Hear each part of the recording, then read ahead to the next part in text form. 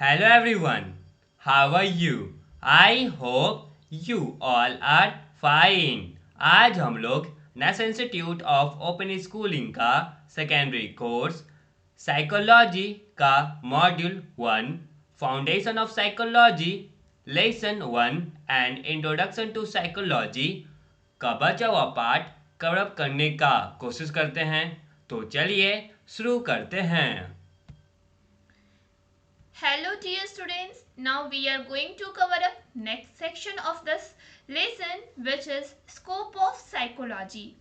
From the definition of psychology, now it might be clear to you that psychology addresses a variety of issues related to mental and behavioral functioning of an individual.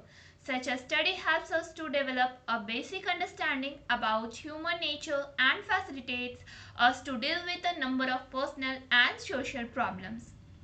तो psychology के definition से ये तो clear हो गया होगा आप लोगों को कि जो साइकोलॉजी है वो अलग अलग इश्यूज जो कि रिलेटेड होता है मेंटल और बिहेवियरल फंक्शनिंग ऑफ किसी भी इंडिविजुअल्स के उसको ये एड्रेस करता है। ऐसे स्टडी हम लोगों को हेल्प करता है एक बेसिक अंडरस्टैंडिंग को डेवलप करने में ह्यूमन नेचर के बारे में एंड इसमें बहुत सारे पर्सनल एंड सोशल प्रॉब्लम्स को हम लोग डील भी कर सकते हैं। The study of human beings start with the functioning of biological systems, especially the nervous system. Under central nervous system, psychology studies the functions of various parts of brain which regulate our feelings, emotions and thinking. Within autonomic nervous system, the role of hormones and neurotransmitters in determining our behavior is important. In addition, psychology studies as to how a given socio-cultural environment interacts with innate biological, intellectual and social attributes of the child and facilitates healthy development of the child. जो human beings का जो study है वो कैसे start होता है एक biological system से, स्पेशली जो नर्वस सिस्टम होता है। ठीक है, नर्वस सिस्टम में हम लोग CNS की बात करें, सेंट्रल नर्वस सिस्टम की बात करें, तो साइकोलॉजी में ये हम लोगों को ब्रेन के वेरियस पार्ट्स के बारे में कैसे वो फंक्शन करता है, कैसे वो वर्क करता है, कैसे वो किसी की फीलिंग्स को कंट्रोल करता है, इमोशंस को और थिंकिंग को रेगुलेट करता है, उसके बारे में हम लोगों को पहले समझने की आवश्यकता पड़ती है। फिर हम लोग उसके बाद ANS ऑटोनोमिक नर्वस सिस्टम के बारे में बात करेंगे कि कैसे ये हार्मोन्स और न्यूरोट्रांसमीटर्स को रोल को जो कि डिटरमाइन करता है किसी भी पर्सन के बिहेवियर को, वो हम लोग उसका स्टडी करें। इन सब के अलावा जो साइकोलॉजी है वो बताता हमें कि कैसे जो सोशियो कल्चर इन्वायरमेंट है वो इंटरेक्ट करता है इनेट बायोलॉजिकल के साथ, इंटेलेक्चुअल और सोशल एट्रीब्यूट्स के साथ किसी भी बच्चे में। इनेट मीन्स होता है जन्मजात, और ये फैसिलिटेट करता है कि किस तरह से वो जो बच्चा है उसका हेल्दी डेवलपमेंट हो सकेगा।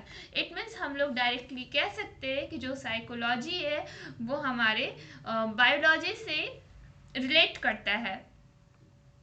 As a living organism, you encounter a lot of sensory input every moment. Your task is not only to process that information but to store and retrieve it when it is required to be used. Attention and perception help to process information. Memory helps us to register, retain and retrieve information, and thinking provides us to ability to manipulate and improve the stored information. Within psychology, all these are studied under the domain of higher mental processes or cognition. तो आप एक living organism है और आप बहुत सारे हर एक moment में सेंसरी इनपुट करते रहते हो। आपका जो टास्क है ना सिर्फ इंफॉर्मेशन को प्रोसेस करना बल्कि उसको स्टोर करना और जब भी ज़रूरत पड़े तो उसको रिट्राइव करना। जो अटेंशन और जो परसेप्शन है वो इंफॉर्मेशन को प्रोसेस करने में हेल्प करता है। जो मेमोरी है वो हमें हेल्प करता है कि हम किसी भी इंफॉर्मेशन को रजिस्टर कर सके, रिटेन कर सके और जब हमें रिक्वायर्ड हो तो उसे रिट्राइव भी कर सके। और ये जितने भी थिंकिंग हमारे एबिलिटीज़ है वो हमें अरे इंफॉर्मेशन को मैनिपुलेट करने में, इम्प्रूव करने में हमारा हेल्प करता है। साइकोलॉजी के अंदर में ये जितने भी चीज़ें हैं वो हम लोग उसमें यही जानने की कोशिश करते हैं कि किसी भी इंडिविजुअल का मेंटल प्रोसेसेस क्या है और किस तरह से वो अपना फंक्शन करता है. In your life, you must have come across many persons who have reached highest level of accomplishment, but such an accomplishment is not attained at once. It is the result of continuous learning in which the individual acquires the necessary skills and competencies through regular practice. Psychology helps us to understand the process involved in reaching this high level of accomplishment. तो आपकी life में आपने बहुत सारे persons को देखा होगा जिन्होंने हाईएस्ट लेवल को गेन करके रखा है अपने लाइफ में, लेकिन ऐसे जो अकम्पलिशमेंट होते हैं वो एक बार में नहीं पाया जाता है.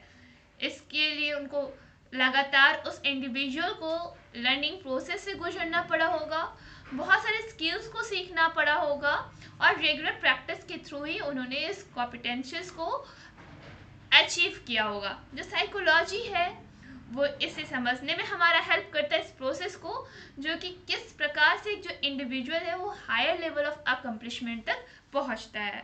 In order to understand the purpose behind any kind of behavior, psychologists use the concept of motivation. It primarily focuses on the investment of mental energy and consistency of effort towards achieving the set goals. The various sets of feelings such as anger, fear, love, joy, and sadness, which we experience during the course of our life, are studied within the realm of emotion. तो हम लोग किसी के behaviour को समझने के purpose से जब हम लोग साइकोलॉजी को पढ़ते हैं, जो इसमें बहुत सारे कॉन्सेप्ट आते हैं मोटिवेशन के, कि किसी को मोटिवेट किया जाता है. हमारे आज यूट्यूब पे चैनल पे भी कई सारे ऐसे मोटिवेशनल चैनल है, हमारे पास कई सारे ऐसे मोटिवेशनल स्पीकर है जो आपको प्रतिदिन प्रति क्षण आपको मोटिवेट करते रहते हैं. तो ये आखिरकार मोटिवेशन की ज़रूरत क्यों पड़ती है? तो इसमें आपके जो भी मेंटल एनर्जी है, आपका जो भी इन्वेस्टमेंट है, ताकि आप जो भी गोल्स को सेट किए हुए हो तो आपको उसमें किस प्रकार आपको उसमें कंसिस्टेंसी बनाए रखना है कि आप लगातार उसको पाने के लिए, उस गोल को प्राप्त करने के लिए आप उसमें कड़ी मेहनत करते रहो. और भी कई सारे इस गोल्स को पाने में या फिर अपने पूरे लाइफ में आपको बहुत सारे फीलिंग्स आते हैं अलग अलग, जैसे कभी गुस्सा आता है, कभी दर्द होता है, कभी प्यार आता है, कभी आपको खुशियाँ मिलती है, कभी आपको दुख भी होता है. तो ये जितने भी एक्सपीरियंस है आपके कोर्स ऑफ लाइफ में, वो भी हम लोग पढ़ते हैं साइकोलॉजी में रियम ऑफ इमोशन के अंदर. You will certainly agree that no two individuals are the same in terms of their physical attributes such as height, weight, skin color, or facial features, as well as psychological attributes such as intelligence, personality, temperament, and interest. An understanding of this and other aspects of individual differences facilitates the psychologist to select right person for the right job and to provide guidance and counseling for various matters of personal as well as professional concern. The understanding of individual differences also helps the psychologist to differentiate between normative, customary, accepted and abnormal, deviant, unusual behaviors. तो आप तो agree होंगे इस बात से कि जो दो इंडिविजुअल्स हैं उनका जो फिजिकल एट्रीब्यूट्स है, जैसे कि हाइट, वेट, स्किन कलर या फिर फेशियल फीचर्स, वो सेम नहीं होता है. और अगर हम लोग सेम चीज़ अगर साइकोलॉजिकल एट्रीब्यूट्स में समझने की कोशिश करें तो जो इंटेलिजेंसी होता है या फिर पर्सनालिटी, टेम्परामेंट या फिर जो इंटरेस्ट होता है, वो भी कभी किसी दो इंडिविजुअल का मैच नहीं करता है या फिर दोनों का सेम नहीं हो सकता है. इन डिफरेंट एस्पेक्ट्स को समझने के लिए जो इंडिविजुअल्स होते हैं हम लोग उनको साइकोलॉजिस्ट वे में उनको ऑब्जर्व करने की कोशिश करते हैं. जैसे कि एक राइट पर्सन है, वो किस प्रकार से हम लोग एक राइट पर्सन को एक राइट जॉब के लिए प्रोवाइड कर सकते हैं, उनको एक राइट जॉब, और किस प्रकार से एक अलग गाइडेंस उनको दे सकते हैं कि वो अलग अलग personal as well as personal concern के लिए किस प्रकार से किसी का काउंसलिंग कर सकते हैं. ये जो अंडरस्टैंडिंग है किसी भी इंडिविजुअल डिफरेंसेस के बारे में, ये साइकोलॉजिस्ट को हेल्प करता है कि वो डिफ्रेंशिएट कर सके नॉर्मेटिव और एबनॉर्मल बिहेवियर्स के बीच में, कि कौन सा जो इंडिविजुअल है वो नॉर्मल वे में बिहेव कर रहा है और कौन एबनॉर्मल वे में बिहेव कर रहा है. Thus, psychology as a discipline has a vast scope. It not only studies human beings across the lifespan but also tries to explore mental processes and potentials in order to facilitate achieving a better quality of life. जो psychology एक ऐसा discipline है जिसमें बहुत सारे scope है हमारे लिए। ये सिर्फ ना ही ह्यूमन बींग्स को हेल्प करता है कि वो सिर्फ ह्यूमन बींग्स का जो लाइफ स्पैन है उसके बारे में स्टडी करने में, बल्कि जो उनका मेंटल प्रोसेसेस है उसको भी एक्सप्लोर करके रखता है, उनके पोटेंशियल्स को, कि किस प्रकार से वो एक बेटर क्वालिटी ऑफ लाइफ को अचीव कर सके। Here is activity 1, which in which the power of positive thinking, health and happiness is given. Try to read this and understand. Basic psychological processes. Now we are going to study about these. While studying behavior, it is one of the most important tasks for psychologists to understand the processes which collectively influence a particular behavior. The psychological processes are.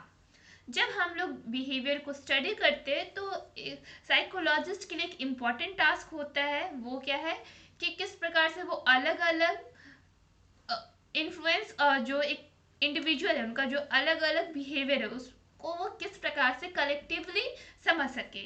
And जो psychological process है उसमें है एक sensation. It refers to our awareness about various stimuli which we encounter in different modalities such as vision, hearing, touch and taste. तो sensation किस प्रकार से जो एक इंडिविजुअल है वो उनका किस प्रकार से किसी भी के प्रति वो किस प्रकार से उसके अगेंस्ट में रिस्पॉन्ड करते हैं। जैसे कि कोई जो व्यक्ति है वो किस प्रकार से उसका क्या नज़रिया है किसी चीज़ को लेकर के, या फिर वो किस चीज़ को कैसे सुनता है, किस प्रकार से वो टच करता है और कैसे टेस्ट करता है किसी चीज़ को। Attention. During attention, we selectively focus on a particular stimulus among many stimuli available to us. For instance, while listening to a lecture in the classroom, we attend to the words pronounced by the teacher and try to ignore the other stimuli present in the classroom, such as noise made by the fan. तो एक attention, हम लोग इस पे क्या focus करते हैं कि जो हमारे लिए इम्पोर्टेंट होता है हम लोग उसी के अगेंस्ट में रिस्पॉन्ड करते हैं, अदरवाइज जो भी वेस्ट होता है उससे हम लोग उसके ऊपर ध्यान नहीं देते। जैसे कि हम लोग एग्जांपल में देखें, जब हम लोग क्लासरूम में टीचर का लेक्चर सुनते हैं तो हम लोग ये सुनने की कोशिश करते हैं कि वो किस वर्ड्स को किस प्रकार से प्रोनाउंशिएट कर रहे हैं।